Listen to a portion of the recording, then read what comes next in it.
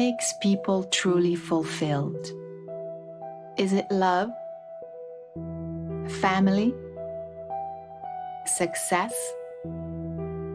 Or is it finding out who you really are, what you are truly made of? So you know your purpose here on Earth and your connection to the universe.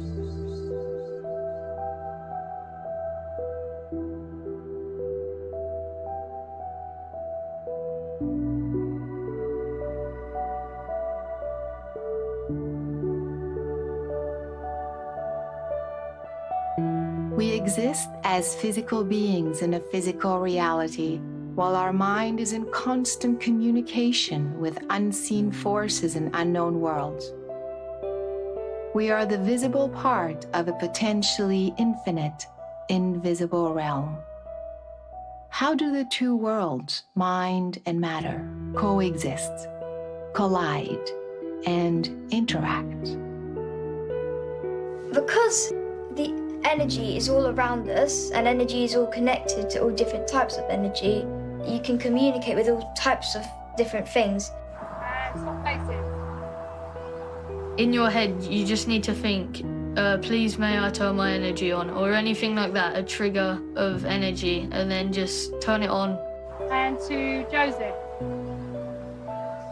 It's quite a warm sensation inside your body, it's quite tingly. And then your subconscious mind kind of realises it. As a kid, I met him down this alleyway, and ever since we've been playing in my head or somewhere else. But he speaks energy, it doesn't speak our language.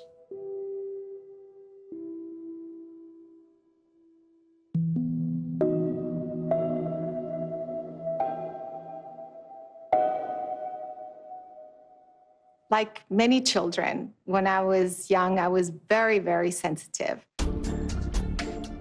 Even at the age of 5, I realized I could perceive the subtle energy. I would look at someone and I would see the energy around them. I could feel the emotions, what they were going through. I would put my hand up and I could hear their thoughts sometimes. That got me on a journey of discovery and research in the field of consciousness, how consciousness works in the physical world and how we can answer some of these questions. For example, when we sense the presence of someone, but there's no one there, what are we tapping into? What are we coming in contact with?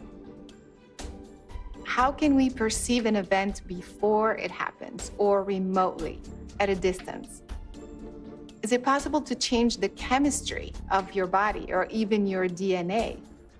How is it that you can move a physical object without any contact with this physical object?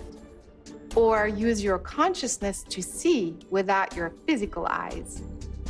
The rain was tapping, and the windows and the wind was banging. These are the phenomena that we're exploring here with a new scientific approach that could potentially explain it all. And it turns out that this field that we call parapsychology is not only widespread, but it is universal.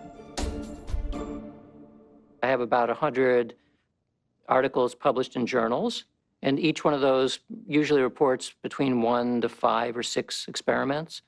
So somewhere in the number of hundreds of experiments. In terms of people involved, a few thousand people, perhaps. So I've studied probably numbering in the hundreds of cases. I've captured, I don't know how many dozens or hundreds of what we call EVPs, of recordings of voices.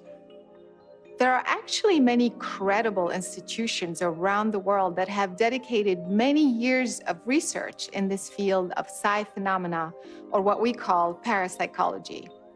There are programs in the government that ran for over 20 years with millions of dollars in funding, using psychic abilities, for example, to spy on a foreign government. We know for a fact that the Russians were involved in this. We know for a fact that the Chinese were and are probably still involved. The United States government and several other countries are more open-minded to this. Russia comes to mind. The Japanese were very involved. In fact, Sony Corporation had a long ongoing parapsychology program. We know our own CIA had been experimenting in psychic tests and abilities and projects like MK Ultra. The Israelis had an interest in it and may still. It's very well established. If these credible institutions and governments around the world are dedicating so much research and funding into this field, you would think there's something there. In graduate school in about 1970, I saw a banner on the wall that said, "Learn how to meditate." And I found out that I could debug the software I was writing in my nuclear physics studies in a meditation state much more accurately and quicker than I could if I were actually looking at the printouts. The lines that had errors in them were red, the others were black. And that kind of crashed my reality. Up until that time, like most physicists, I believed that if you couldn't measure it, then it didn't exist. So I would do experiments in that I could have one of these effects and then change a variable and then do it again and then change that variable a little more and do it again. From consciousness, your intent can modify future probability, can modify what happens in the physical world, which means that consciousness is the fundamental thing and the physical world is a derivative of consciousness. So I knew that consciousness theory should also contain physics theory. I finished my neurosurgical training at Duke in 1987, and then I started work at Harvard Medical School after doing a fellowship in cerebrovascular neurosurgery, all along thinking I understood something about brain, mind, and consciousness. But that, of course, was the tremendous gift of my near-death experience, is finding out that what I thought was a worldview that we just assumed to be true is actually false, that consciousness is primordial. All of this emergent reality basically emerges from consciousness. And it opens the door to a tremendous amount of understanding about consciousness and the mind and the power that human beings have over their unfolding reality. If consciousness is fundamental, where does the physical world end and consciousness begin? The physical world is a product of the consciousness world. One is within the other. It's not an either-or. It's all one thing. It isn't as though there's a physical world and there's a mental world. There's only one world. It's all consciousness. But it's not just localized in there, it's everywhere. And it's also not in space, and it's not in time. It's somehow before space and time. That's what we mean by fundamental. Consciousness is a kind of a substance, a proto-substance perhaps, which is usually in a primordial, refined state that doesn't even appear to be matter or energy yet. But from that can emerge what we start seeing as a physical world. Just like ice can take on different phases, maybe we're talking about something like consciousness, which has different phases. So if consciousness is a continuum, then some forms of consciousness can appear to be hard matter.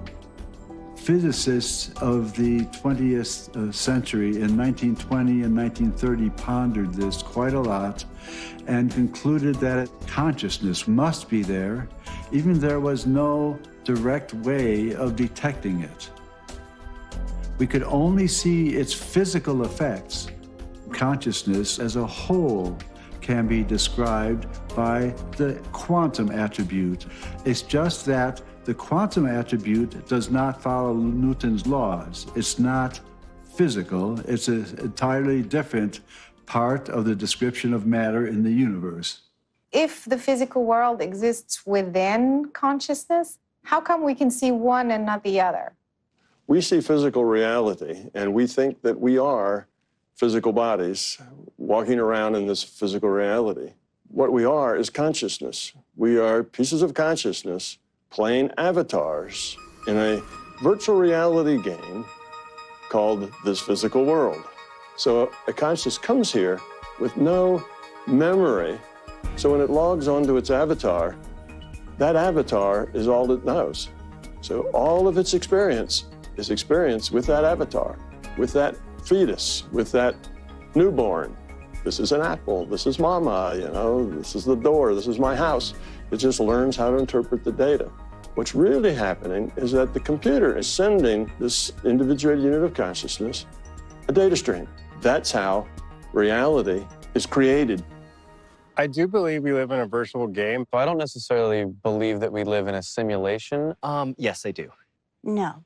I don't know. I mean, I don't think simulation in the sense that it's like one giant video game. I don't necessarily believe we live in a computer that somebody else created. I feel like if that was the case, then there would be like technological glitches in the sky. When I think about simulations or the Matrix, I believe we do. We probably thought up this whole construct before we came here and decided we're going to go in and we're going to play this game, and here are the rules, and we're going to go deep into it, and we're going to completely forget that we made this game. I think we are the ones that are running the show. I don't know who's running the show, but I can tell you at times I think it's a shit show. Complete shit show.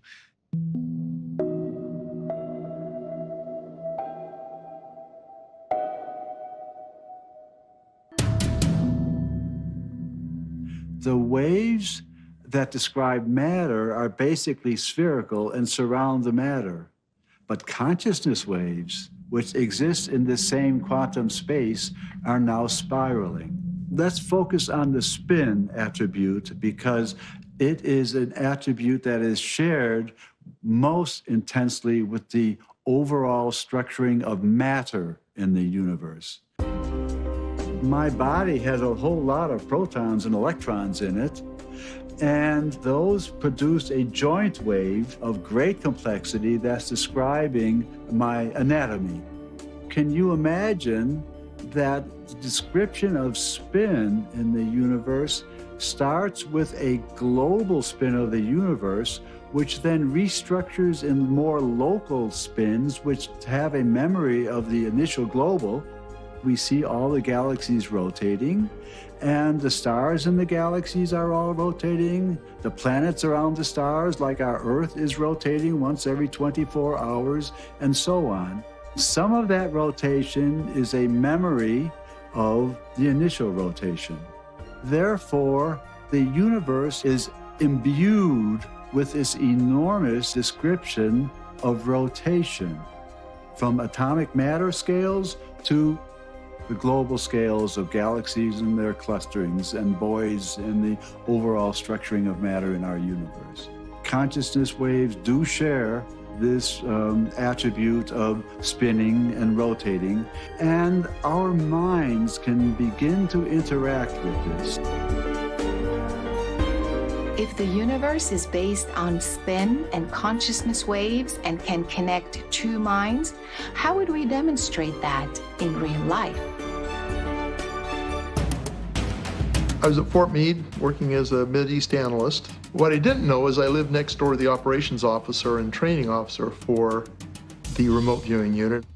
They invited me over to their offices and sat me down and said, well, what we do here is collect intelligence against foreign threats using a parapsychology discipline called remote viewing. We essentially want to invite you to become a psychic spy.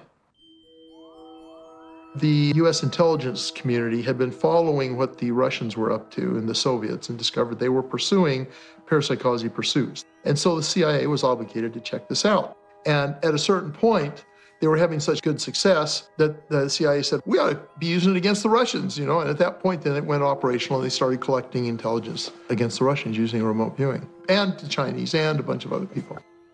A viewer who is well-trained and has a lot of experience produces information that is clearly remote viewing in origin, these clearly psychic, if you will, in origin, roughly 70% of the time.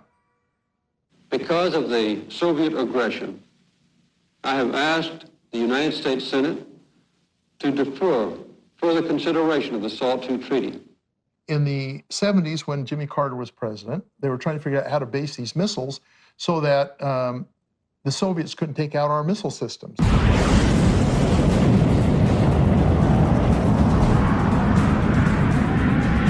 So they built this racetrack plant, kind of a shell game deal, where you had a bunch of these shelters out in the desert, and you shuttle the missile randomly between the shelters, And that would make it practically impossible for the Soviets to actually hit that missile.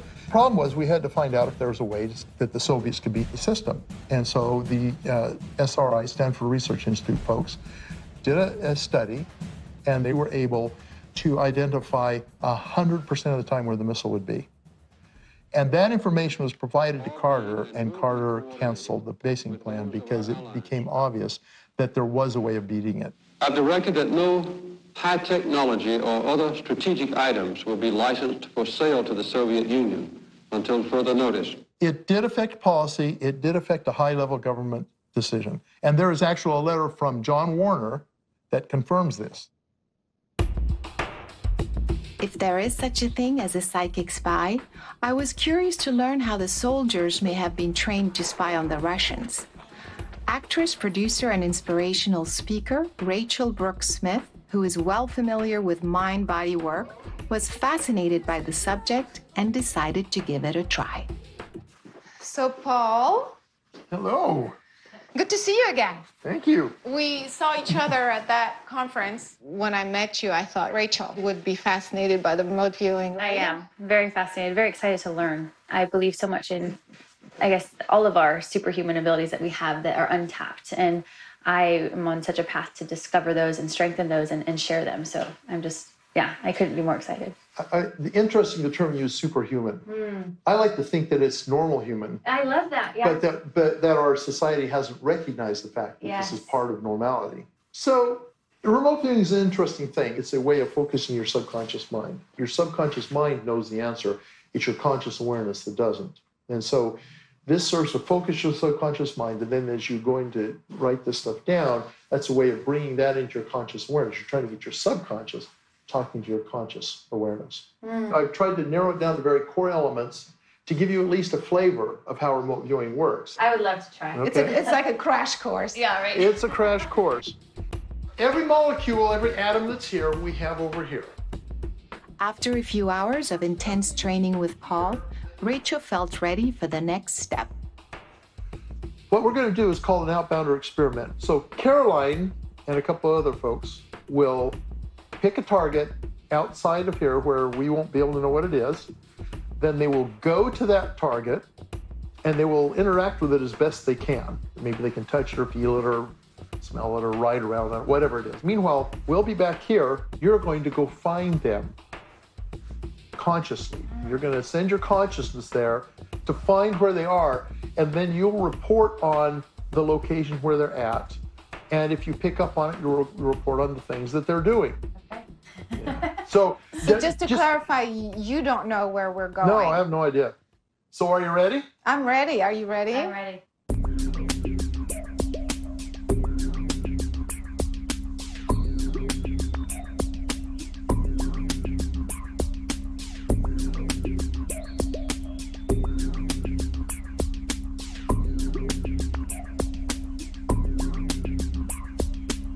So Rachel, what you're going to do is you're going to direct your consciousness to the location where Caroline, Evan, and Dylan have gone, and you're going to attempt to perceive and describe the setting that they're in, the interesting things there are to see, generally the things there are to experience. Kind of pay attention to what they're, don't focus in on what they're doing, but if something happens that attracts your attention, make note of that. Okay. And you're going to be verbalizing this as you go. You're going to be writing down the impressions you get, and you're going to be sketching. Okay. So to get that started, I want you to write down Caroline location. Okay. Okay? Just start kind of perceiving and describing in descriptive kind of terms what you're experiencing. Okay.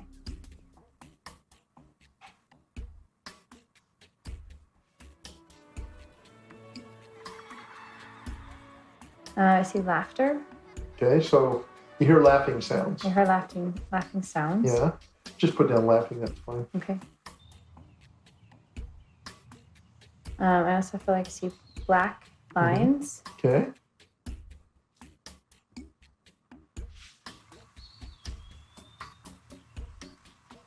See something red. Okay. Like a feeling of red. I can't feel what, but I feel like Caroline was like holding something. Okay. Go ahead and just put that down. It feels like it's black, like a black feeling. Does it have a, how does it feel? Like dense. Does it have a texture to it, or? I guess rough would be like smooth but rough. I know it sounds weird, but. Okay. Just place your point of view above. Okay. And see if you get anything interesting from that perspective. Try and take, kind of a bird's eye view. I'm seeing mountains and red. I keep having some experience of like a red, and I don't want to see fall, but like a circular red thing. And then also that, and I can't tell really if it's Caroline or, but that there's like a black, like someone's holding something that is black and like solid. And something hot, like whether it's like a hot drink or something that's hot, that's liquid. I'm gonna write Starbucks on the side. I don't know why I keep thinking of Starbucks, but it's coming up for me. Okay. Yeah, I wrote it down. I'm seeing, my mind keeps going to Starbucks. Yeah, okay. So you wrote it down, you can let it go. Okay, let it go, yep. Yeah.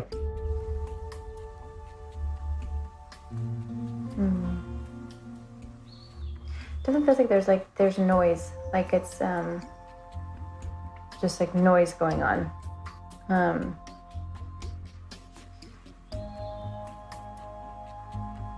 For some reason I'm seeing like chain light, like Christmas lights. Yeah, decorative lights, yeah. If the universe can connect two minds, I thought it would be interesting to try something different with this remote viewing experiment. I attempted to block Rachel's consciousness from viewing our location.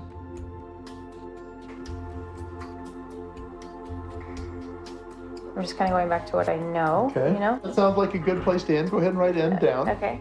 So go ahead and gather up your pages. Okay. And we will head out.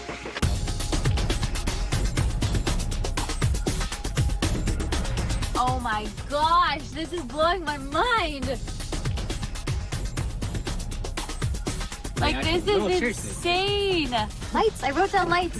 And I literally saw, there's Christmas lights, and I said decorative lights in the front, and the whole building is a structure that's unleveled. Like, I am mind blown right now. Let's go check it out. Oh my God. Really, like, I can't believe it. Like, I literally can't believe it. So what happened? Well, first of all, one of the biggest things that I picked up on was decorative lights. Like, I literally wrote like Christmas lights, decorative lights, and that's a Christmas tree. That's a Christmas tree.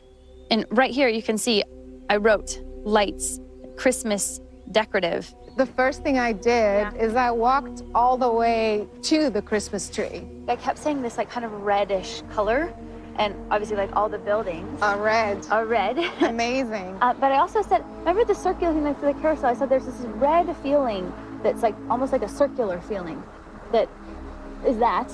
So then I actually came this way. Okay. I was like kind of, holding on to this thing and looking up to the Christmas tree. I said gray and black bars. And then we saw this. We were just so curious, like what you were picking I up. had said as well, I talked about like noise and like kids' laughter and playing. I'm so mind blown. How did I get this right? So then what else did you do while you were here? So I came this way and I touched these bars like this. See, and I kept and I did this. And again, just the fact that I said Caroline holding black, dense, rough structures.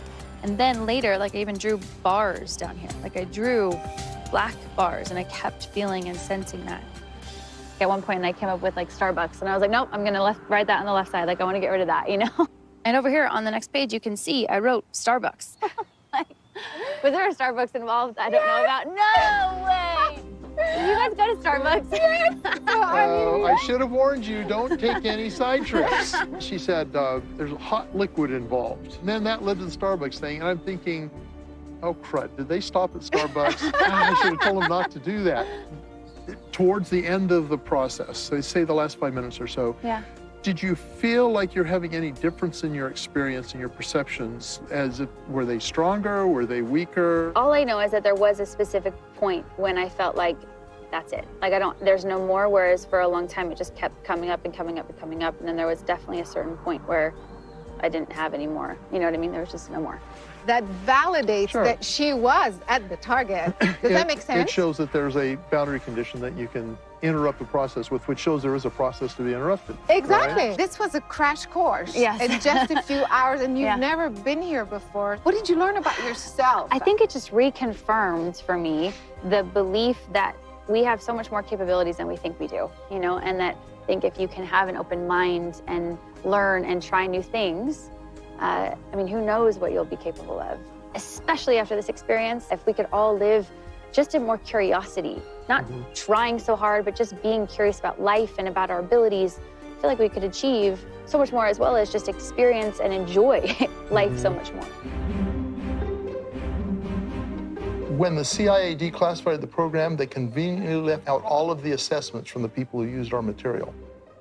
So it's almost like they didn't want people to know how successful it was. Two minds can be telepathically connected. There is a path of coherence with this spinning attribute of consciousness that's joining the two minds. These quantum waves describing the structure of my hand and this couch and your body and the tree on the other side of the room, all of these waves are standing, describing the physical structure of a body which will remain fixed in the universe according to Newton's laws for physical matter. Two physical particles can share properties at a distance through entanglement. Now, everyone is plugged into the same field. So if consciousness waves are spiraling, they carry the same pattern as the larger unified field. They become coherent. And through entanglement, the consciousness of one person could become entangled with that of another at a distance.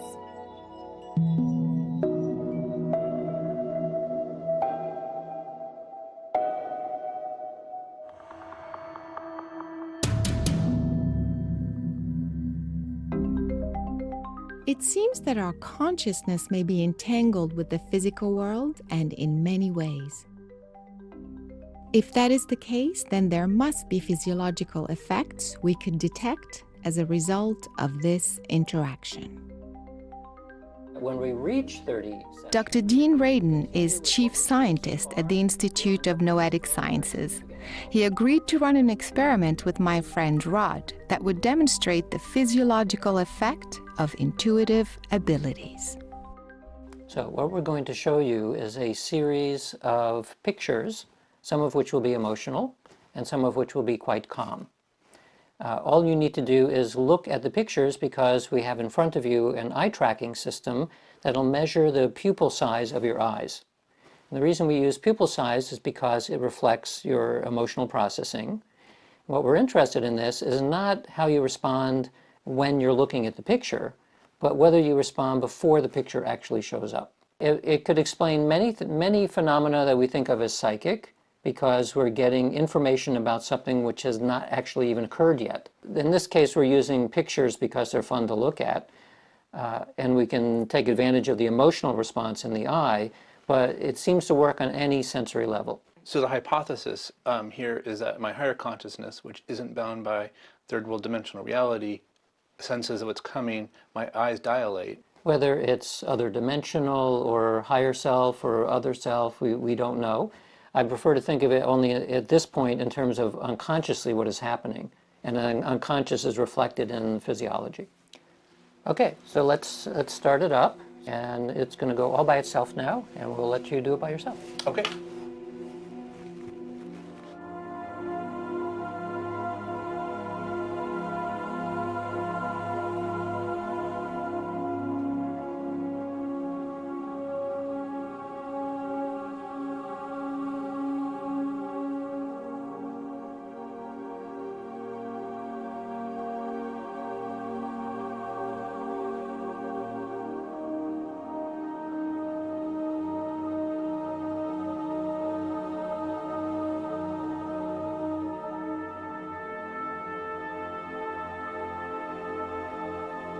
So to do the analysis, what we're interested in is what is the pupil doing before the emotional or calm picture shows up. The probability of the pupil size beforehand is actually a little bit bigger than the probability for the emotional or for the calm picture. And the pupil can't move that much. So. Half a millimeter is actually quite a lot. And this was about maybe a half a second before the image actually showed up.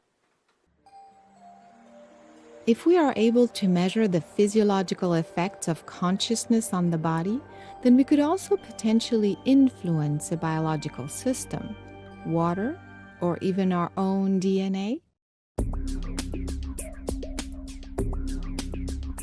For the past 25 years, Dr. Glenn Ryan has pursued a career in DNA research, neuroscience, and quantum biology at prestigious institutions such as Harvard and Stanford medical schools. I thought that we should talk about pH because a lot of people understand that pH, higher pH in water, is better for health. And so I thought this experiment may be very useful. The body needs to be at a very central pH, around 7.2. And if it's too high or too low, we get into trouble. Can you explain how this instrument works? pH is a measure of the amount of hydrogen in the water. And there's a special probe that's sensitive to hydrogen, and then they convert it to electrical signal, and you get a number. On 5 separate occasions, I measured the pH over a course of an hour, and it doesn't change more than the very last segment. That's 1/100th of a unit, a pH unit. If you can change 1/10 of a unit, that would be a very profound change. So the idea is for me to affect the water and then either up or down, and then we will get an instant reading. We will see it in real time. I'll be right back. Okay, great. Let me see what I can do. My intent was to lower the pH in the water. I visualized that my mind was connected to the hydrogen molecules in the water and getting them to multiply. More hydrogen molecules means a lower pH.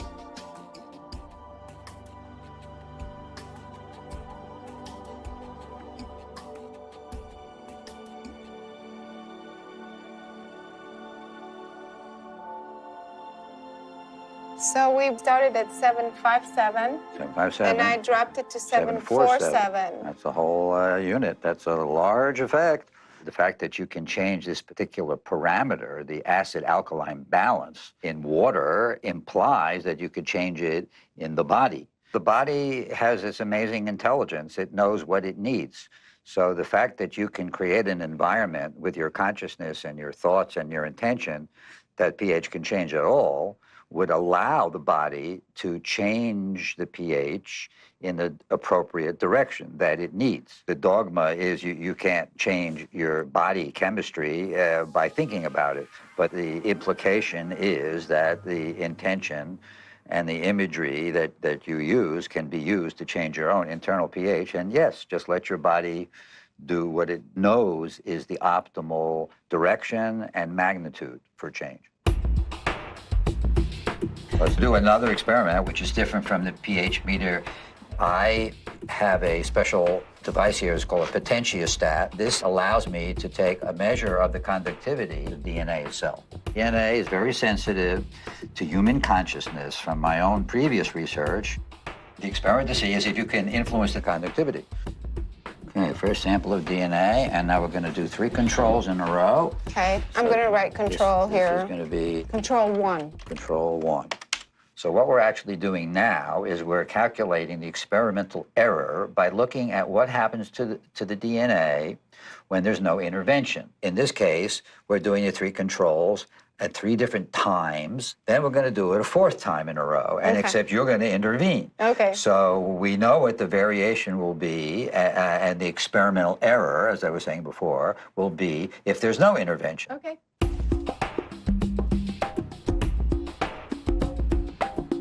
13.2. 13.2. That's the control. Control number 2 is 12.9. So 12.9, okay. control number 3. Yeah.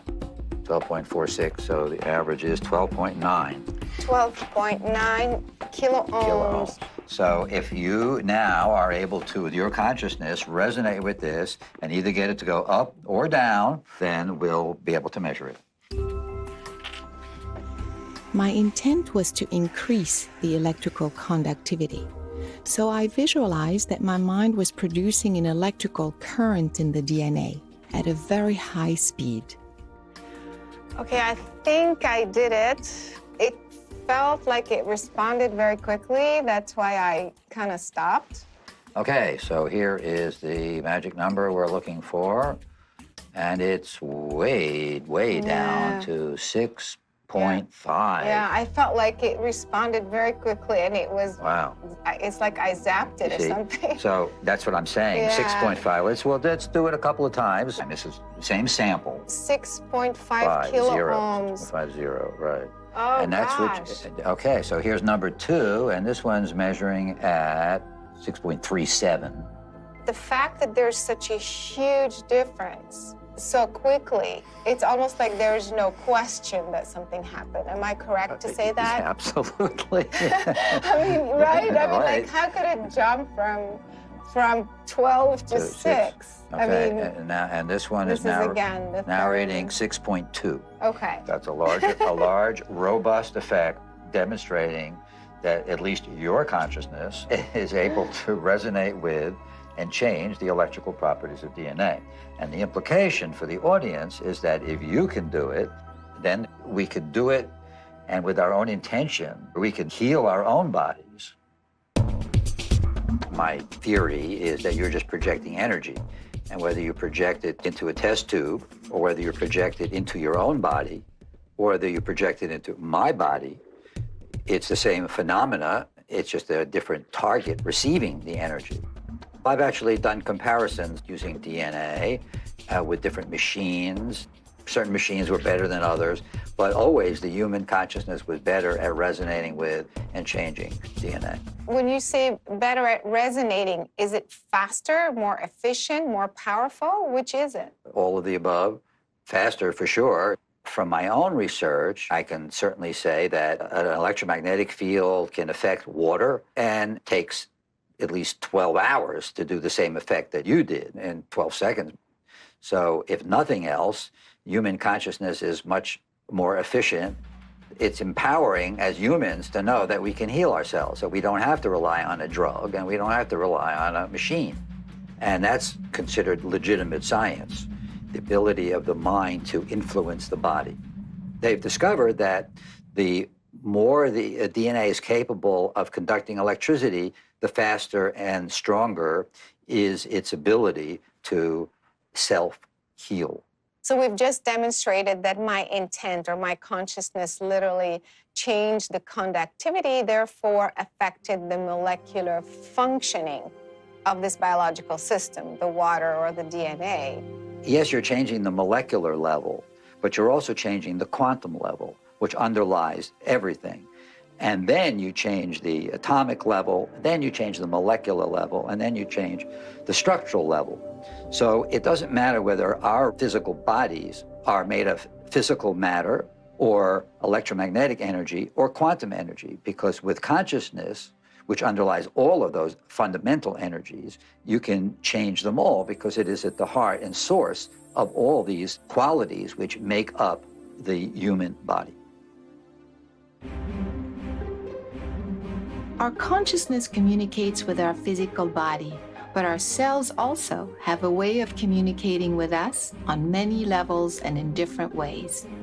Dr. Jim Jimzewski, a fellow of the Royal Science Society and distinguished biochemistry professor at UCLA, shared with us his revolutionary work in the field of sonocytology, which detects the vibrations coming out of the human cells. Originally, I was in IBM in Zurich, Switzerland, in the research laboratory, and we were developing a new type of microscope. The first experiment we wanted to do, actually, was on stem cells. It was then 9/11 at that time, and so we couldn't get those samples from Italy. And so my graduate students suggested we look at something else, and we decided we'd look at yeast, because yeast is, very simple to work on. And that's when, using this technique called atomic force microscopy, it's basically like a little finger that can feel things, we started to notice a fairly high frequency vibration.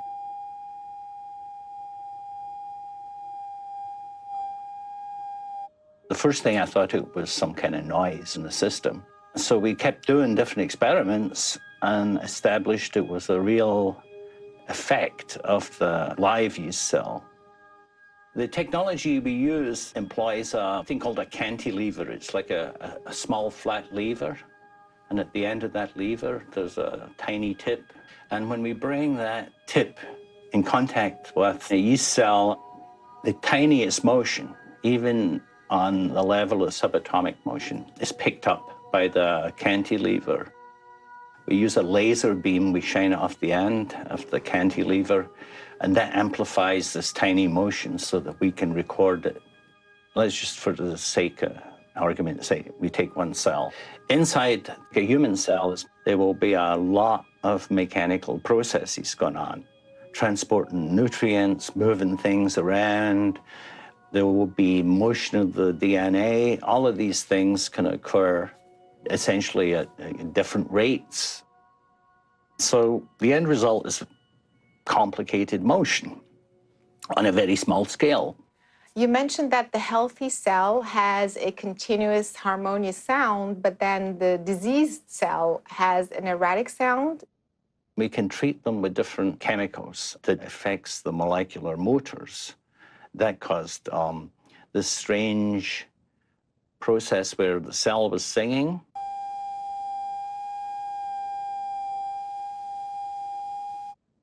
And then it started to get, a bit interrupted.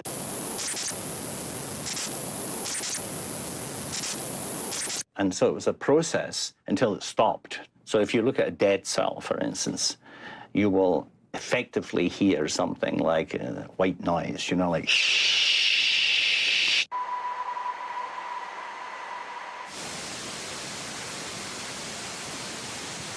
The cells communicate through that effect. And in fact, the fact that I'm speaking at the moment, there's a bunch of cells in my throat, right, resonating, communicating with you. Since the cell has its own cell vibration and resonance, the organ has its own vibration, the entire body then has its own vibration. Is it possible that we are actually an entire instrument, an organism that is resonating, and therefore that's how we are perhaps affecting each other? I definitely believe that we are able to influence ourselves, influence our others. A fascinating observation comes from our own planet, the solar system, and the universe, which also emits sounds similar to the sounds of the cells inside our own human body.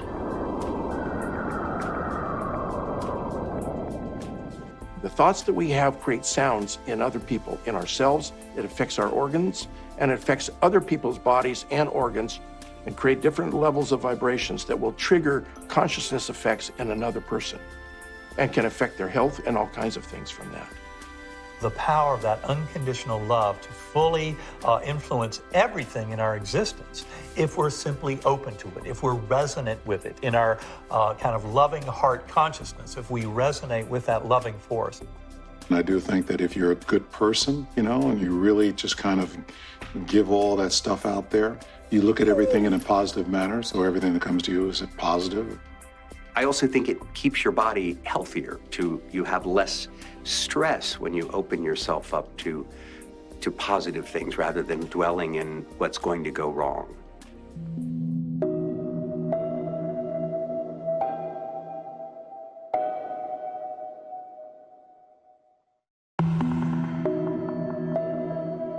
We know our intent, our thoughts, our emotions affect how we feel. But have you considered that what you say may also have a direct and measurable influence on your body? A relatively new field of medical science analyzes your vocal imprint to identify toxins and pathogens in the blood and help diagnose many illnesses. Don Estes has developed a new approach to this vocal technology that demonstrates not only the frequency imprint, but the patterns that are present in your voice. Karina Smirnoff's world is all about music and sound. She's a world-renowned professional dancer and choreographer. She was particularly intrigued by the impact sound vibrations can have on her body and her overall well-being. Well, I've always been busy working and creating my career, and I always wanted kids. There was never a point in my life that I didn't want kids, but it's also difficult because if I have a child, then I have to take time out of my work and out of my career.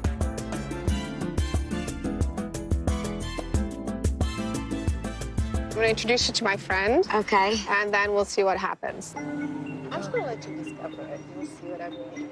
Okay.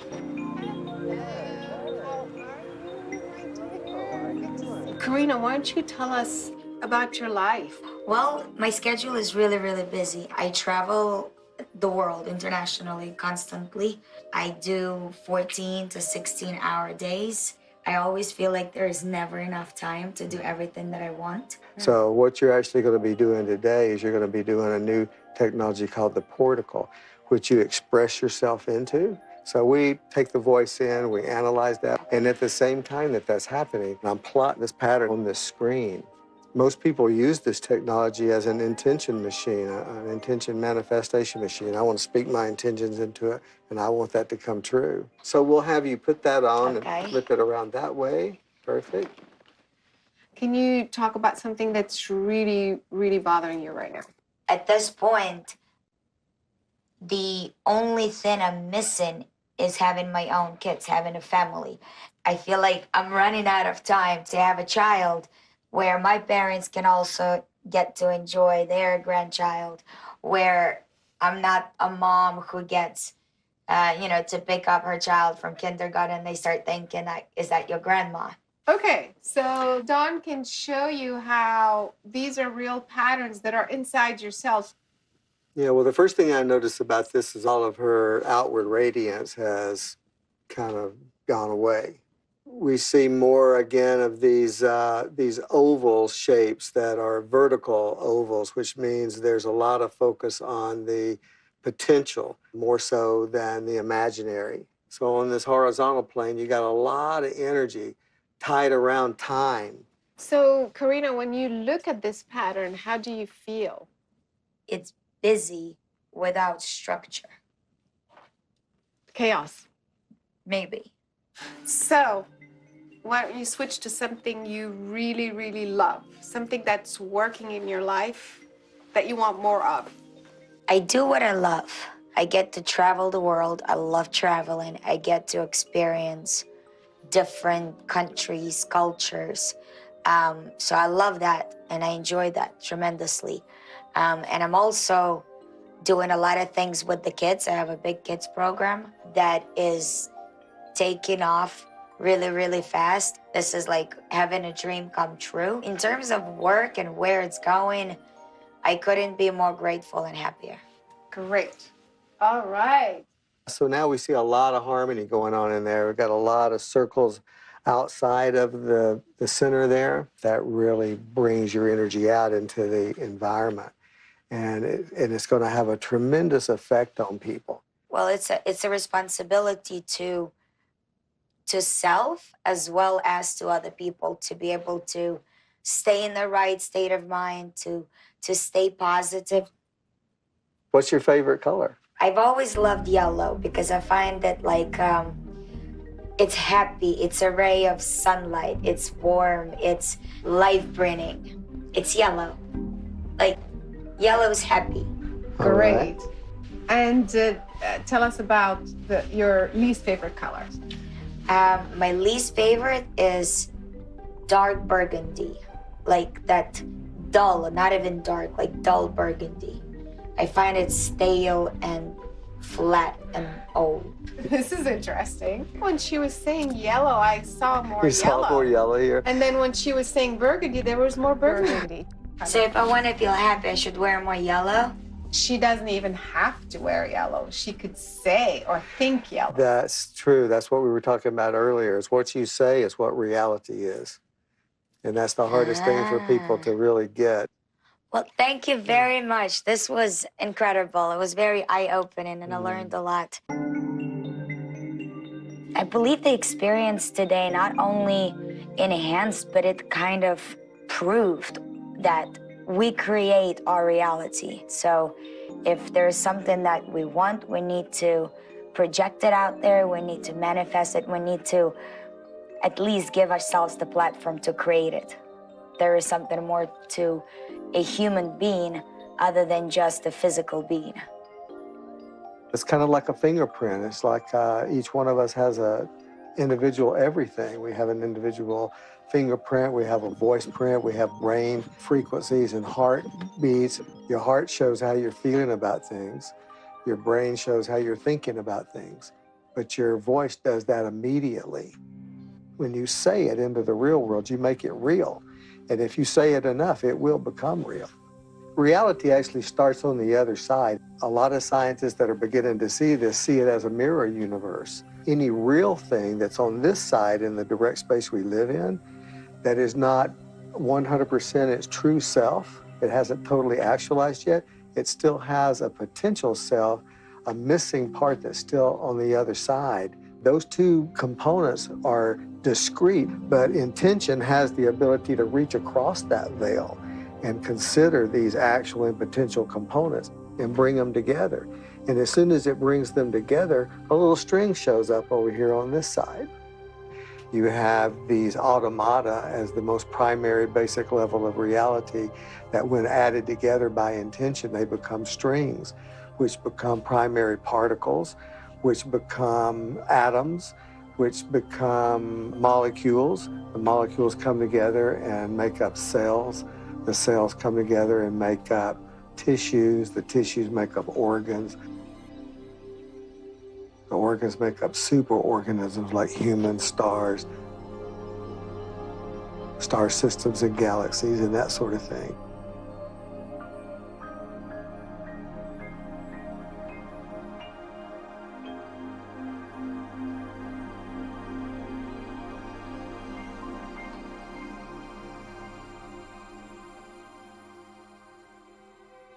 We know our intent can change the outcome of our physical reality, thanks to the placebo effect in medical treatments, and to the famous double-slit experiment first performed by Thomas Young in 1801. This experiment demonstrates that a particle, which should travel in a straight line according to the laws of physics, creates instead a diffraction pattern only when it is detected and measured by an observer.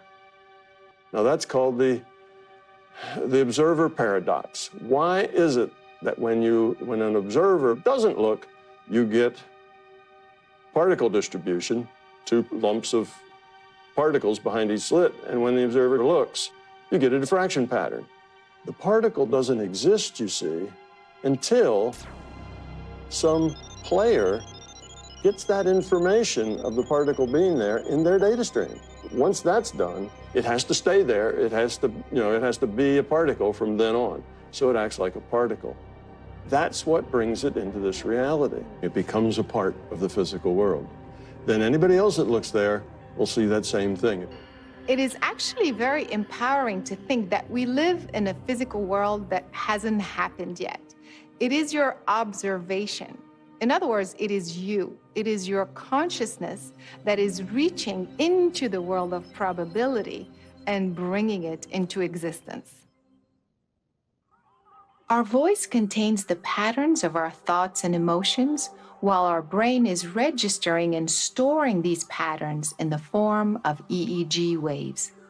We can in fact replay these EEG waves and translate them back into an actual sound. Another contribution to this concept comes from audio engineer Colin Harrington, who claims to be able to see his thoughts, his emotions, and his dreams on a projected screen. I've always been a very vivid, lucid dreamer, as long as I can remember, 3, 4 years old. And I would describe my dreams to people, and I was met with a lot of skepticism. So I felt compelled to try to figure out a way to show people or let them see and hear my dreams. When I got into computer sound and composition, a lot of my master's was focused on various different EEG projects and interactive multimedia and things like synesthesia and changing color into sound and sound into colors. Color is a frequency, light is a frequency, brainwaves are a frequency, all of the sound that you hear is a frequency. Those correlations and blending those with diverting them into other sensory inputs are making the internal external and the intangible tangible. There's a whole field called cymatics that turns vibrations into the patterns, and you can see the wave interference patterns that are very elaborate and striking and beautiful. Using sometimes different types of technologies like this can help you retrain your brain. You see the results of how your mind works.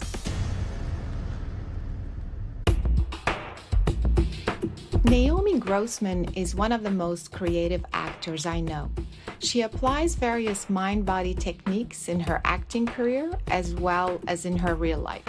She was fascinated by the idea that she could have a visual and auditory representation of how her mind operates.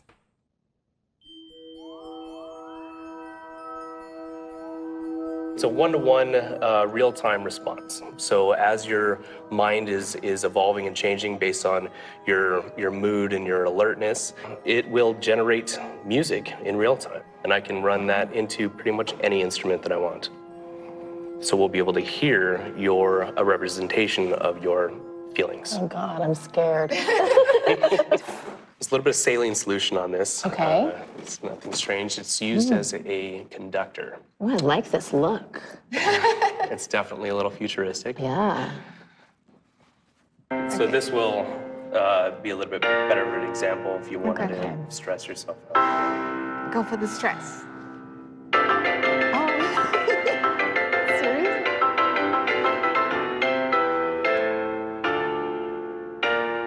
And if you could think about something stressful one more time.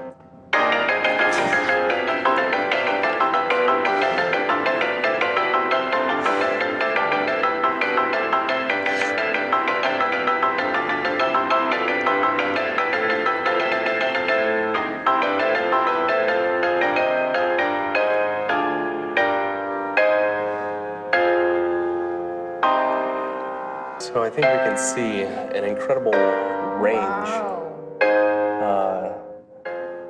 Being in the world of acting, being able to turn it on like that is really impressive, because I've run this, various iterations of this software on hundreds of people, but I've never seen someone be able to turn it on and turn it off, you know, by going to there, wherever there is. So. I mean, it's like when you're playing make-believe, you know, and So you're a perfect playing test subject. house, and I'm the mom, and you're the dad, and you go there. I thought this was spot on. I mean, it was insanely accurate. Could you show us a little bit of the visualizer? In other words, as opposed to hearing, is it possible to see the thoughts and emotions? Sure. What I have this mapped to is blue would be a more calm, and a red would be a more angry, and then we're going to have purple right here in the middle, so we can see if you can change the colors. Can you give it a try? Okay.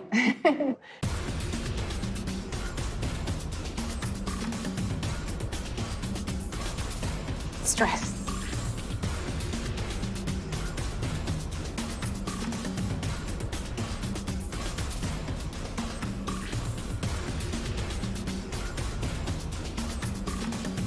And go ahead and try to calm down and reach a state of peace.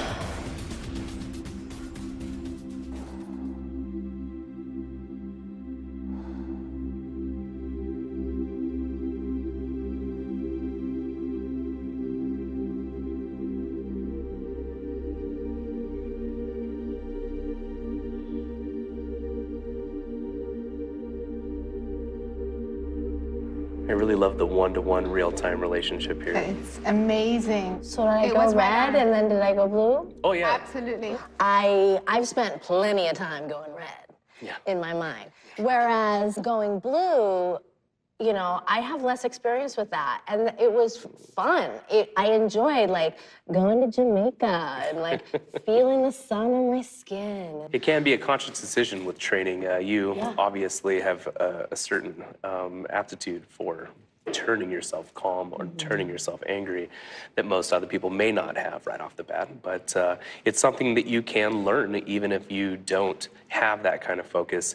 You can train yourself. Now what we'd like to do is train the computer to recognize an image. Let's try with a positive image. Let's try something with a positive. This is the image that we're going to be using. We can teach the computer how you react to a certain image. I included this blank white slide in there to be nothingness unless you're recalling a specific pattern. So let's try to recall that image, put yourself on stage.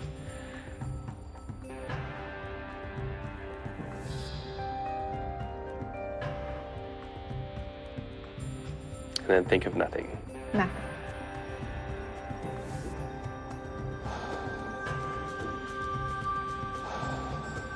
Put yourself back on that stage and feel the way that you felt when you were there.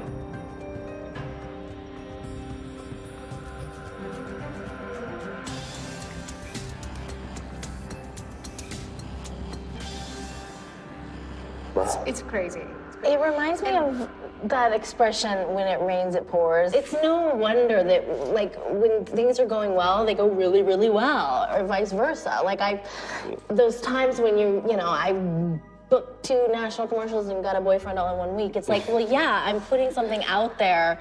I'm fixating on the positive.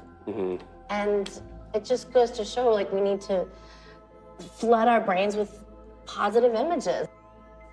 It was so interesting, you know, I mean, we have so much power. We have the power to affect change in our lives, so why not choose the positive, since we have a choice? Yeah. Did this help you kind of see how your mind can go either way in a split second? Yes. And how your brain is registering? It's like, when in doubt, if you get the choice, which, because we have the choice, go to Jamaica. Our thoughts and emotions can be perceived as sound and images.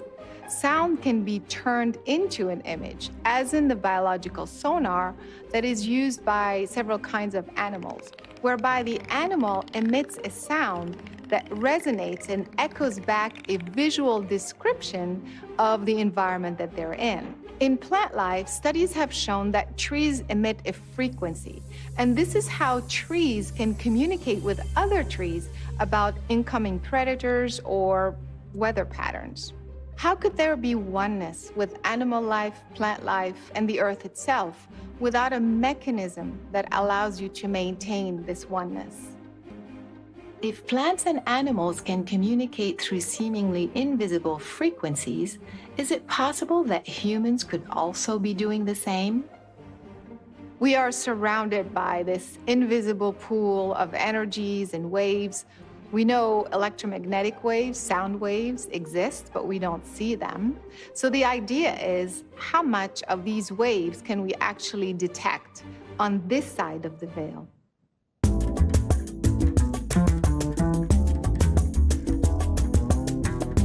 Ex-FBI agent Ben Hansen has been investigating and documenting paranormal anomalies around the world using multiple technologies. He volunteered to demonstrate these technologies to us, so I decided to bring a friend along. Corey Feldman needs no introduction. Child actor, filmmaker, and musician, Corey's fascinated by supernatural phenomena and wanted to join us for some interesting experiments. When I was working for the Bureau, they have looked into phenomena such as UFOs and counter manipulations. Yeah. The devices that I use conducting kind of our own experiments into something that's called ITC research. I don't know if you've heard of that before. So it's instrumental transcommunication. So in about the 70s, people started experimenting and finding out you could take all sorts of electronic devices and voices were showing up on the tapes. A little skeptical. You know, and so was I. completely skeptical, because the prime theory of what we call capturing an EVP, okay, electronic voice phenomena, is that we're dealing with electromagnetic waves. And what they found was that you can take a device such as this, which is an induction coil, okay? This experiment we're going to do, you'll speak into the red tape recorder. Then what we're going to do is transmit through this induction coil to the blue tape recorder. The blue is the receiver, the red is the transmitter. We're going to take your voice and I'll have you make a message on the red tape recorder. Okay. So the first thing I want you to do, if you could take the battery out of the blue recorder for me. Sure. And there's a blue battery in it too. Isn't that convenient? Okay. Great. Put that there. So for quality control, we'll take the blue recorder and we'll just set it over here out of the way. Okay. Okay. Now the red recorder, I would like you to leave a message. Captain's log, stardate 2018. This is Captain Corey of the USS Red Recorder leaving a message that may be detected in other universes or dimensions. Great. Awesome. Love that. So I can see it's there. You left a 20-second message. Perfect. Okay, so it's here. But just to make sure, what we're going to do is we're going to take what we call an EMF meter, electromagnetic field meter. And as we play this back, you can see the needle fluctuating. The EMF meter is picking up electromagnetic field from this device. Got it. His voice is on the recorder, but what is being picked up here is not the sound. Okay, it's being picked up by an induction coil, which creates a magnetic field. It's just basically magnetic energy that's Magnetic traveling. energy, exactly. So we'll put the meter aside, and now we have a transmitting coil, which is broadcasting the message. And if you could now put the battery back into the recorder. Okay, so we've shown it was not recording at the same time this was, so there's no way it picked up on it. I'm not going to touch these two coils together. Okay, you see they're close because they've got to be close to each other's fields. Okay, but they're not touching. Yeah. Powered on. Okay? Okay. Excellent. So now we have our blue recorder, okay, which we'll call it the receiving recorder. Just get a simple little speaker here so that we can hear it better. We're going to plug into it. Fingers crossed. Let's see if your message is now on the captured recorder. Captain's log, stardate 2018. This is Captain Corey of the USS Red Recorder leaving a message that may be detected in other universes or dimensions. Well, there you go. Do you see how clear it was? Very clear. Very clear. That was not done by radio waves. It was not done acoustically. We've transferred it seemingly through some magical energy, but science knows is an electromagnetic field. So the theory behind this is it's energy-based. It has to be, okay? All we have here is a piece of metal with wire wound around inside of it. What do you think the biggest induction coil, let's think grand scale, what do we have would be the biggest induction coil that surrounds us all? The Earth. The Earth. If it's that, or if it's some other energy we don't quite understand, we're all connected to it. You just demonstrated how Sound waves can be transferred from one point to another. without physical contact. I can think of somebody across the world, and just by thinking about They'll them, call you. they call you. Yeah, I do it all the time. The reality is we're all plugged in to the same source. I completely agree. We can take this whole concept of imprinting your residual onto a physical object, okay, visually, and in a special camera that I have. So if I could have you both just have a seat right there, and just relax, okay? I'm gonna come over here, Okay. and I have a specialty camera here. The average human puts out about the same amount of heat energy as a 100-watt light bulb. Okay, so that's what you're doing right now, both of you just sitting there. Energy, as we know in the law of thermodynamics, it can be transferred from one thing to another, right? And heat being an energy, a wave in a sense, you guys are emanating that now, okay? And you're interacting with everything you come in contact with. So just by sitting there in those chairs, you're transferring energy. Sometimes you'll have a masseuse, they'll like do that, and then they'll just kind of put their hands above you, but they're not touching you, but you can feel the heat radiating through your body, right? That's the same thing. Exactly. You know, you might even feel that when you meet certain people, kind of the energy transfer. Okay. So if I could have you both stand up and just go hang out there on that couch for a second. Okay. All right, I'm gonna let this record just so we have enough here. So before you guys sat down, I took a video of those chairs you're sitting in with a thermal camera, which sees into the infrared spectrum. So it senses heat, not much of the visible light at all. Okay, and you'll see here the chairs are primarily blue. Above you, we have some red heat, which is actually a heater, okay, a vent up there that's heating up the books on the top shelf. Yep, okay. Okay, so when you sat down, there you are in full color. The darker areas represent the colder spots, so you can see your pants and the cuffs that are not actually touching your pants are darker. And your faces are the brightest because they're the hottest in frame. So what I wanted to show you was the point that you guys get up here. So you get up out of your chairs. And bam, look at that. That is an imprint.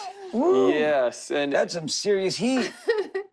Look at that. Oh, wow, look at mine, really bright where my face was. You can see where your hand was on the left hand, and you, I think, had an elbow or something like you were just sitting there. Right. Yeah, but it's really from, I mean, it seems like that's right, yeah, it's right where my heart would be. Yeah, the chest seems to be the brightest. It's not just the heat that we feel, but it's also an energy we can see.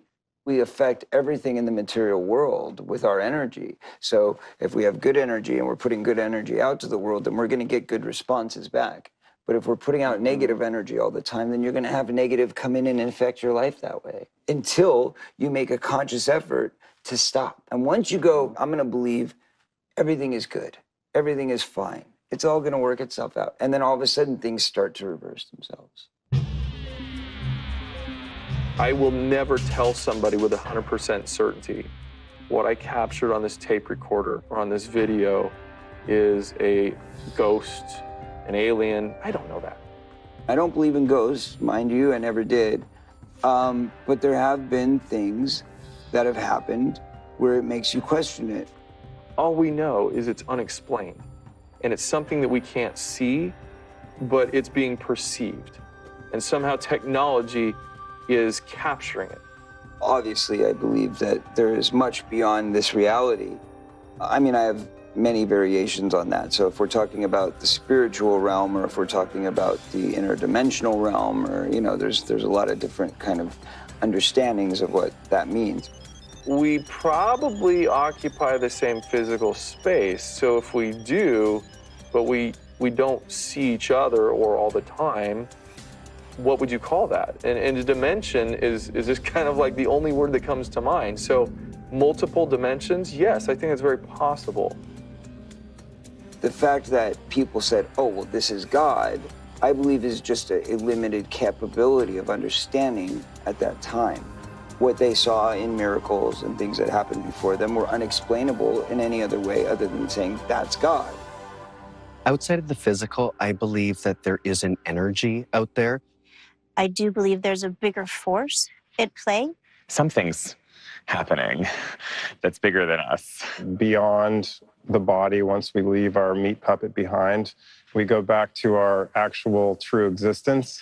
At times I get frustrated that I can't see it, even though I have like these beady Canadian close-set eyes that I would hope that are like laser beams to be able to see these things. I can't, and it really frustrates me. You know, it's like you pull the goggles off the virtual reality and you're home again. And when you're brought back, you maybe choose what you want to be. Our reality, in essence, could be different to different people, although I do think there is one truth. The problem is that science has not caught up to be able to explain the rules by which it operates.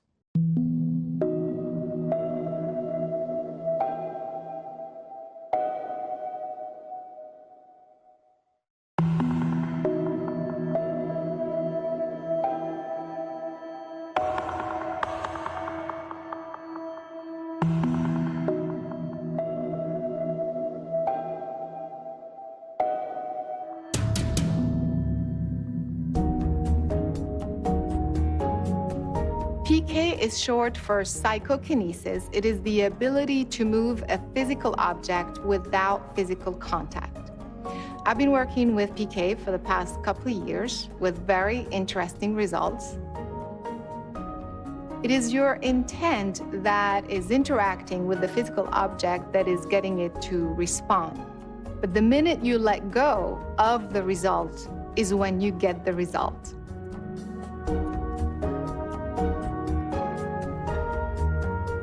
At the Institute of Biosensory Psychology in St. Petersburg, Russia, you can learn how to use your consciousness to move a physical object. A graduate from this institute is UC Berkeley's quantum physicist, Dr. George Weissman, who has been able to demonstrate these effects repeatedly and over the past several years. Well, it's just a freely suspended object, and it's inside a glass cylinder so that it's isolated from the heat, from drafts, and so on. If you leave it alone, it doesn't move at all. What we do is to basically focus on it and make it turn. So from the ordinary physics perspective, this is impossible. It's not there's consciousness and there's objects. Objects and space and time all are manifestations within consciousness. It's a kind of unification. Matter, so-called particles, are more like information carriers. Particles are not things. Even once you've seen it, it's not an actual existing particle, but then it can be thought of in a way. It is described by this wave function, which is just a probability function.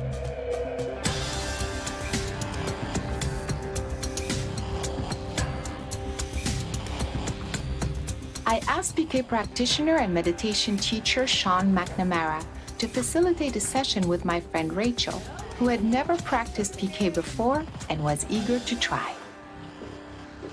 Sean, I'm so excited about this. I mentioned Rachel to you. I can't tell you how excited I am. I cannot wait to learn. Yeah. It sounds like you have a lot of confidence already, like some part of you already believes that it's possible. Is that true? Oh, I do. I have been studying and so passionate about the power of thought and intention. I mean, ever since I was 14, through a really difficult time in my life, I saw a movie that changed my life, and I had this very life-changing experience where I was like, that's what I want to do. I want to perform, I want to act, I want to inspire people just like that film did for me. Through focusing on that, intending it, writing it down, having vision boards, seeing it, watching it every day, seeing myself do it every day. I ended up playing the lead in the sequel to that same film 6 years later, something that everybody told me was impossible. Where you place your awareness is where energy goes. That's basically all we're doing here with this psychokinesis experiment. We're going to produce movement by using our mind in a certain way. And it's really like baking a cake. You put all the right ingredients together, and you put them in the oven, and you give it enough time, and when enough time has passed, you pull out this beautiful, delicious cake. And no calories involved. Yes. It is a meditation process in itself, and the way other types of meditation have those life lessons wrapped in, you see it right in front of your eyes. If you're too tense, it stops moving. When you relax, it starts moving again. If you don't give it enough time, it doesn't work. If you let go, it works. So this is just another way of showing those basic life principles that we all know about. And so at this point, we can lift up your container, and you'll want to do this very slowly, because when you do it too quickly, it knocks off the tin foil from the needle. And then you'll want to just put your hands on the glass on either side of the object. Eventually, it'll start responding to your breathing pattern and to the level of relaxation in your mind. So yeah, when it starts, it means that a shift has occurred within you. And mine just started responding too, so I think we're sharing a field now. Is it working? That is so cool to watch. Yeah, I mean, it was totally still. It's moving. As maybe silly to some as this may sound, sending love to the material, saying I love you, let's work together on this, let's be one, let's move together. Look what it's doing as you're talking about love. Your heart's opening as you're talking about it, and it feels it. And I can also feel whenever I start to feel those ego thoughts or wanting to get it right or afraid of failure, then there's this disconnect. And I think that's so powerful to understand that that's the whole thing of ego. It's the want to get it right can block you.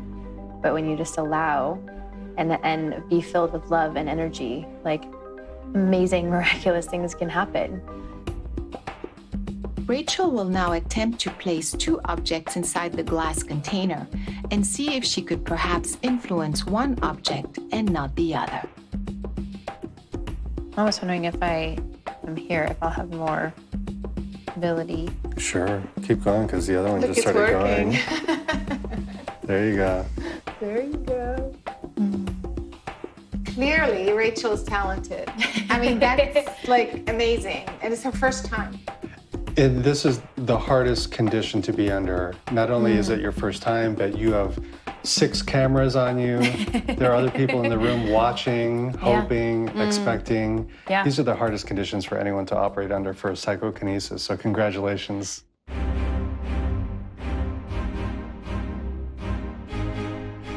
Did you have fun? Oh my gosh, it's so much fun. After even just those 2 experiments, you know, I learned so much about myself. If you practice these things, like, you literally feel like a superhuman version of yourself. Superhuman. That's the title of the film, yeah. The photons that are bouncing off of the object are going in through my eyes, the rods and cones, are producing an electrical signal that goes to the back of my brain, which reconstructs an image. So what I'm really looking at when I look at the piece of paper or tin foil or a toothpick, whatever it is I'm moving, I'm looking at my own mind. If we were truly separate from each other, there's no way we'd be able to do PK because of the inherent separateness.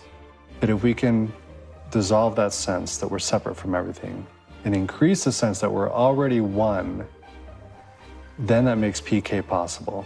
Of course it's possible, because when I'm moving an object, I'm moving my own mind.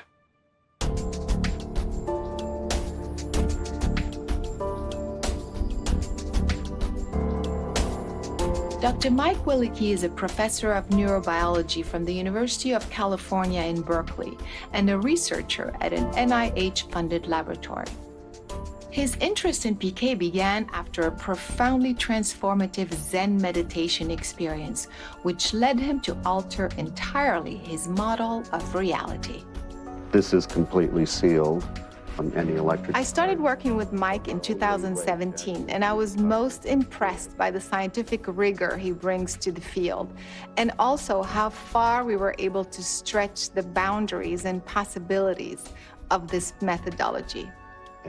The model that I think is probably more truthful is a model that actually a famous physicist, John Wheeler, developed, which he calls the participative universe. Instead of having a camera or the eye and then a display in this linear sort of causal relationship, the universe is actually this self-excitatory loop where there's no separation between the observer and the observed, but because they form this continuous interactive feedback. And so this is why I started to believe in the possibility of PK as a scientist, because the object is truly not outside of you. But it's so, if, for example, if I want to move my finger is connected to my consciousness through neural pathways in the body into my brain. So when I want to move it, it's a part of me and I can move it. The piece of paper in front of me is not physically connected with neural pathways, but it still is a phenomenon and an appearance within my consciousness, what you might call a back channel. If you think about it, the brain and actually all the cells in our body are phenomenon occurring within this bigger consciousness. The idea is then to try to influence this piece of paper that's totally isolated and get it to rotate. To rotate without any effect from any known physical forces. You explained to me that it's actually quite difficult to do it with a vacuum. So actually it's impossible. So not just difficult, which is why I've added a little twist, which actually allows me to accomplish this in a vacuum. Something very similar to this is inside the container. And so what I'm doing is I'm adding random mechanical fluctuations or perturbations to the target. By controlling the amplitude of the signal that gets to the speaker, we can control the amplitude and how much motion is actually induced in the target, but typically it's probably less than a millimeter. It doesn't cause any large-scale ordered rotation, but rather just this very small oscillation of the target. The standard protocol for doing a proper experimental design is you obtain a baseline period, just establishing that there is no motion, that there is no environmental effect. So what you're saying, when we are creating the baseline over several hours, this very small linear oscillation is taken into account. Right, and will be visible. And will be visible. So we know that by the time you're influencing the target, we see a big difference, and we see the rotation that is coming from the consciousness or the intent as opposed to from the little speaker. I'm gonna let you try it yourself. I'm gonna leave you some space. Okay.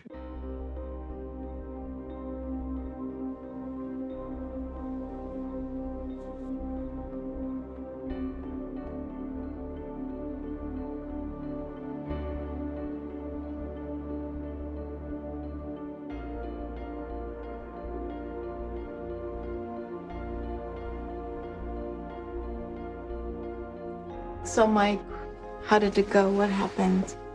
If you can see, here's the baseline, and it shows that the target is randomly moving back and forth, maybe like a degree or so from peak to peak. And then at this point here, you see a larger rotation. It's not something that I am willing with my mind and saying, move or, do this like a command, but rather it's much more of a feeling of connectedness. It is becoming clear that mind and matter are entangled, and the separation between objects and consciousness is nothing but an illusion. If that is the case, then I should be able to influence the same physical object in close proximity, or perhaps 1,000 miles away across 2 states. Well, let's find out. Hey Mike, how's it going? Hi, nice to see you again. Yeah, you too. Have you been practicing? Yes, I'm looking forward to another session tonight. How long have you been running the device before I came on? So I have about an hour baseline, and then we'll do your session, which is typically you run about an hour or so, and then I continue after you're done running a continued baseline afterwards. Okay, awesome. I'm ready whenever you are. Okay, good. Okay, here we go.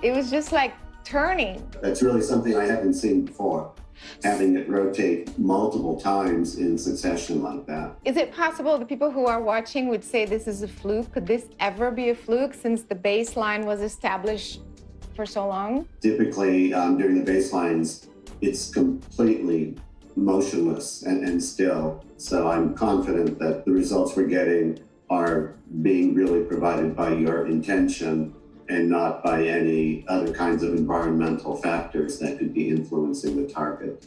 Every time we continue to get these good results, I become even more confident that this is a true phenomenon and that you really are providing the trigger for these rotations.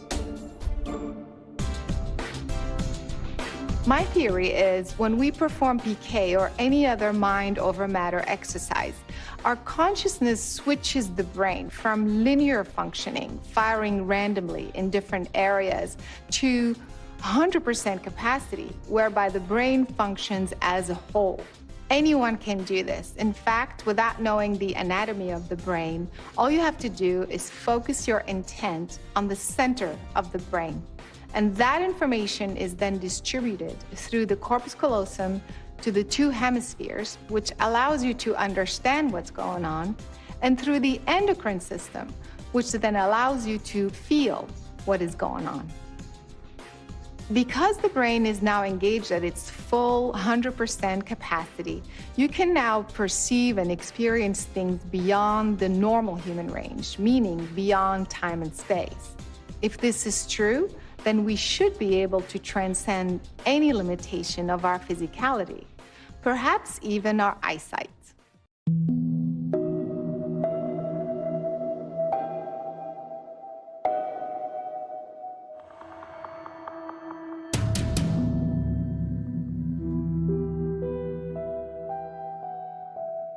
Our first stop is in the UK, where we encounter children who are using blindfolds to access their superhuman abilities. We're gonna play some games. Put your blindfolds on for me, please. Ready? Justin,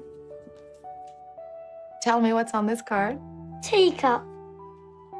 And now tell me what's on this card. Tiger. Isabella, what is the shape and color of this stone? Kind of like a circle, and it's not really, it's kind of like see-through. Here's yet another example of how consciousness can interact with the physical world beyond what science claims to be possible. When we work with the blindfold, it's so that we can encourage the children to use the vision that they have with their higher consciousness. Evie, tell me the shape and color of the stone. It's red and kind of a circle. Yes. Evie, tell me what I'm holding in my hand. A wooden spoon. We expand their consciousness beyond that they believe or understand that they can, take them out into universal energies. Okay, now let's go search for that beautiful inner light of yours. I can see it. Fantastic. Bring the light out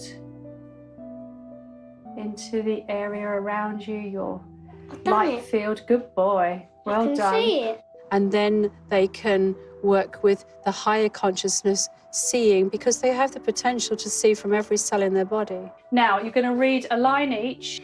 The other dragons were purple with smooth, shiny scales, but Marmaduke was faded orange with sticky out scales. Excellent, good girl. It's like witnessing a miracle. It's just beautiful to watch. George was enjoying a quiet evening in the Heavenly Hippos Wildlife Park. Suddenly, he spotted a group of animals creeping past. The first time I actually saw it for myself, when I come to do my training, the only word I can think of is emotional. It was very emotional. Pitter-patter. The rain was tapping, and the windows and the wind was banging. When my son started to read and I saw him reading. Our day out is ruined. They kind of shine. It's just amazing. No mouse would put a paw out in that weather. Needless to say, I wanted to know what it felt like to experience the physical world through these blindfolds. Totally dark. Yes. Wow.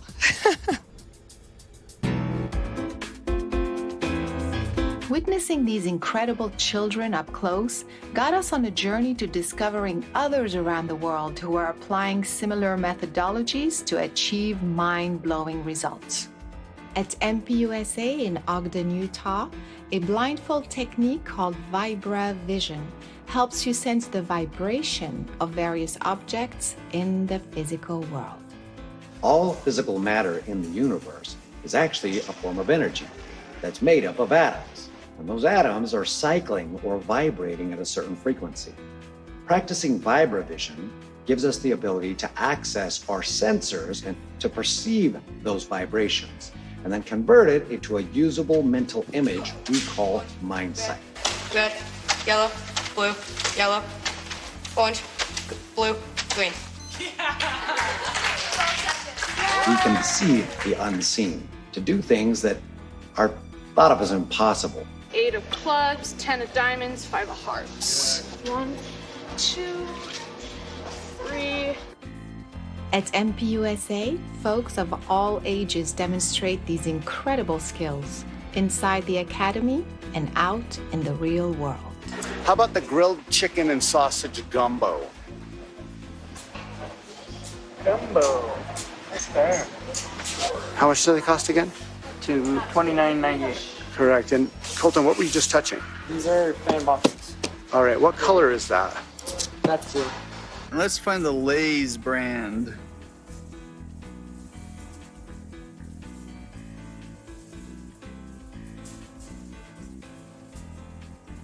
Old Spice body wash. Very good. From Utah, we make our way to Stuttgart, Germany. There, children are using a different approach to the methodology and display skills with impeccable accuracy. In the beginning, it felt a bit weird when I was able to see without my eyes, but after a while, you get used to it.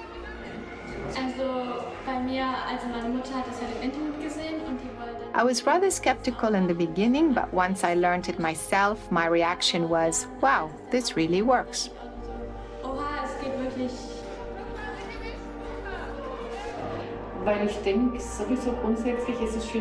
I believe much more is possible than we know. Human beings have a lot more skills that they could develop. I also have a granddaughter who learned this skill and bops around with the mask here today. I'm amazed how well it works.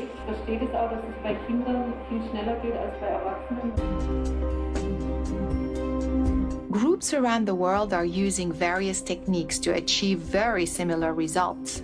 I decided to investigate the origin of these methodologies, which led me to InfoVision in Moscow, Russia, and its founder, Mark Komisarov, who discovered blindfold perception 20 years ago.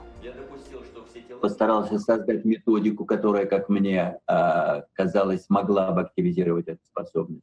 We developed a methodology that first worked with kids. Then I tried it with a blind kid, and it worked too. Then I tried it with adults, and it turns out the methodology also works with adults. And that is what I've been doing for the past 20 years. Эту способность у любого человека. Mark Komisarov's colleague, Mihaela Istrati, volunteered to offer further assistance on how the InfoVision technique actually works. Once these three are in harmony, consciousness, mind, and brain, then everything works at the speed which the mind is able to accept this ability. In an attempt to bring scientific validation to their methodology, InfoVision reached out to reputable Italian neurosurgeon Professor Enrico Pierangeli and the theoretical physicist Professor Elio Conti from the University of Bari in Italy.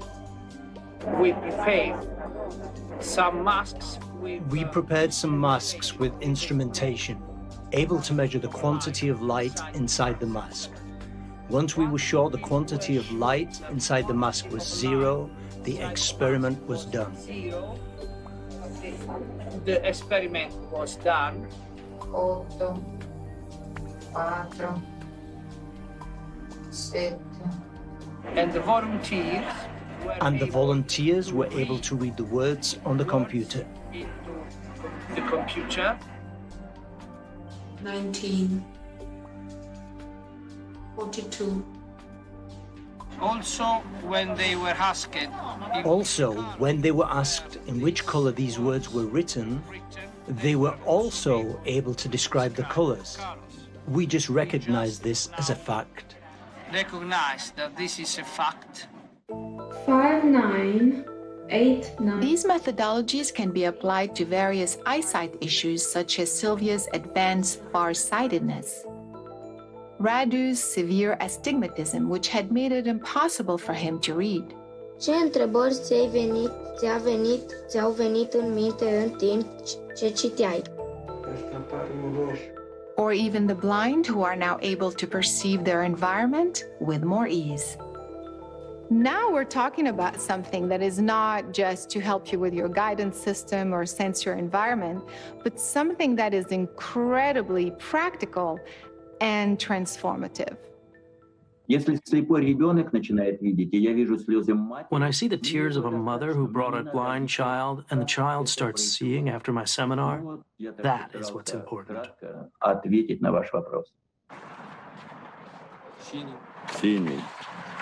All the senses are coming together, and that gives you the experience of the environment non-locally. So it is not that you are visually seeing what is behind you, you are experiencing what's behind you. Back in the US, I shared my research with my longtime friend Kim, who at the age of 33 discovered she suffered from a rare genetic macular disease. While her condition is medically impossible to cure, Kim was willing to defy the odds and potentially try to regain her perfect eyesight. My eyesight is something that's been not normal for half of my life. So the first half of my life, first 33 years, were perfect vision, perfect. And then at age 33, a genetic disease appeared and became worse and worse over a period of 2 years. And it's a rare eye disease, and it affects the macula. My biggest problem is I can't read very well, and I have a lot of different reading aids. I'm trying to stay open to anything, so I'm very excited, and I'm hoping that I'll have just improvement in the sort of clarity of what I can see and be able to read a little easier, to be able to see somebody's face a little clearer, read a sign. It's just so frustrating.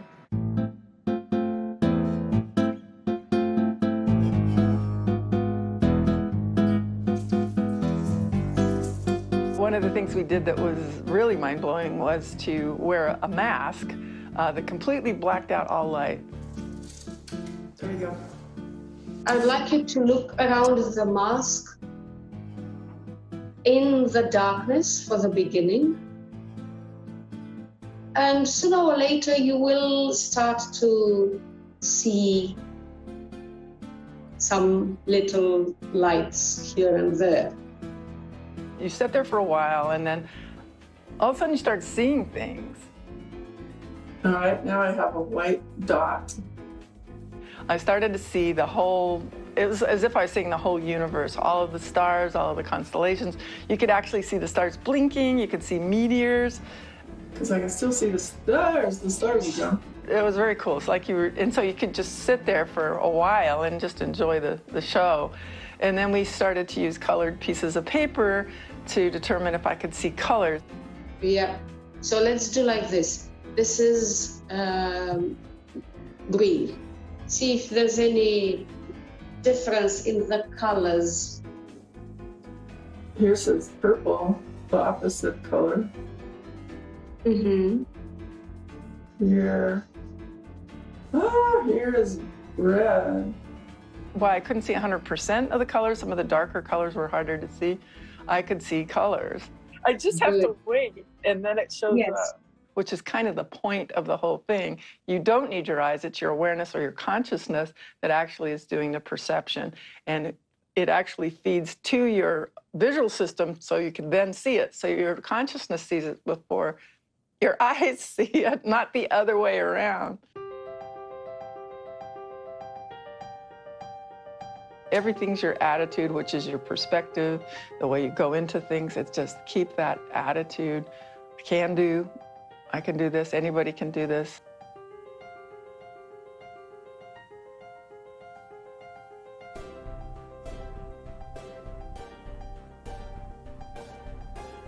That seems like it's blue.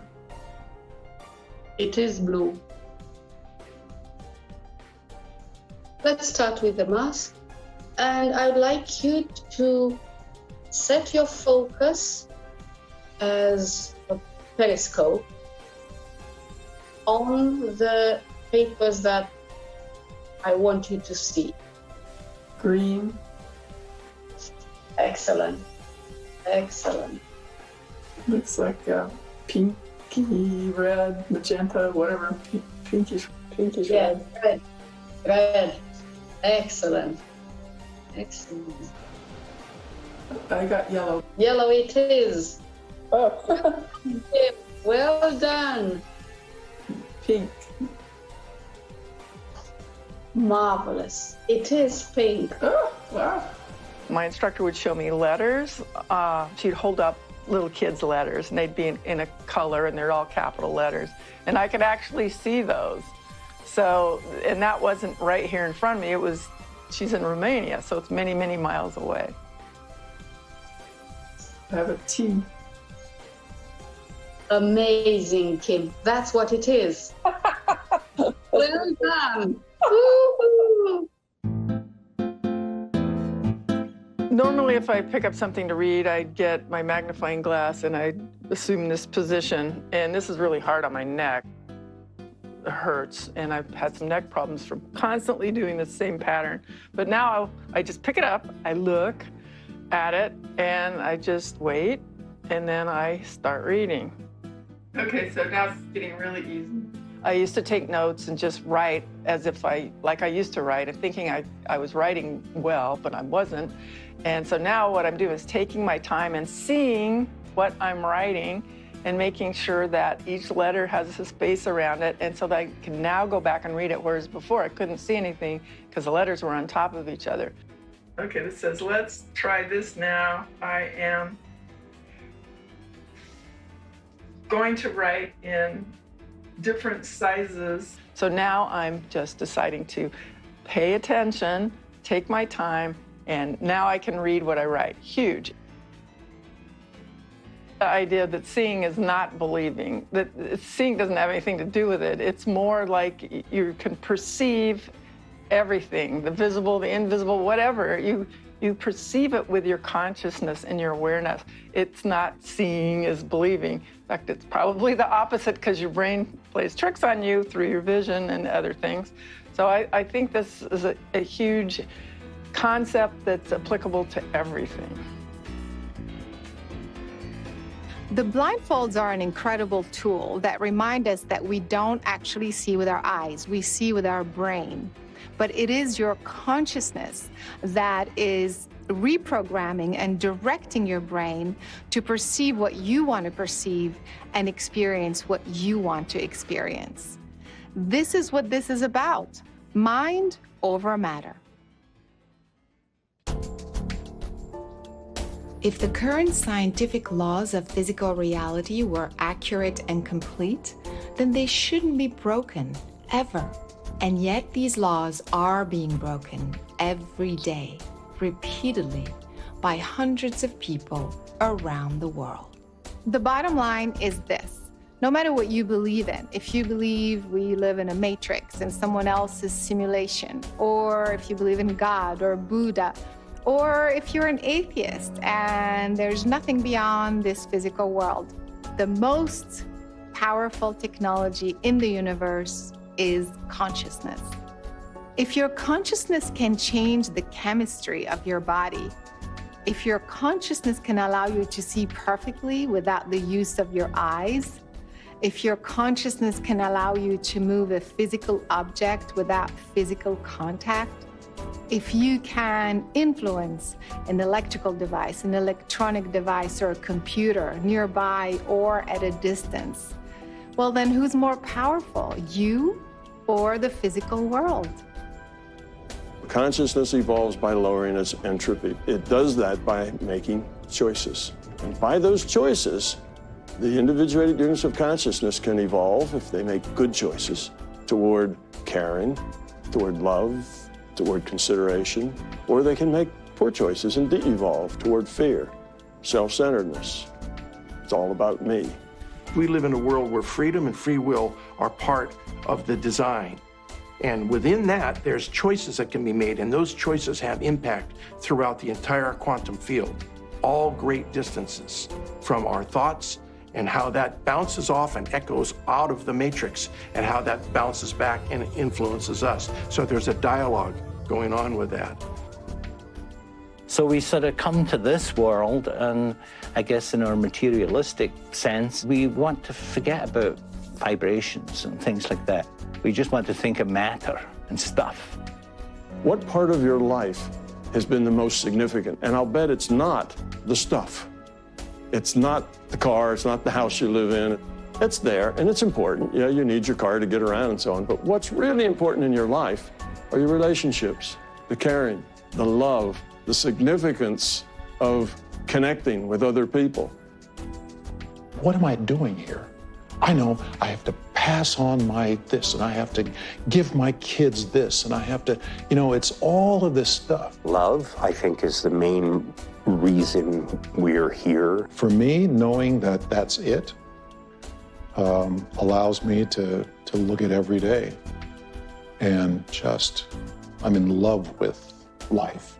The purpose of the universe is for life to emerge and thrive. We believe that these principles are universe-wide. The purpose in so many ways of existence is to know thyself.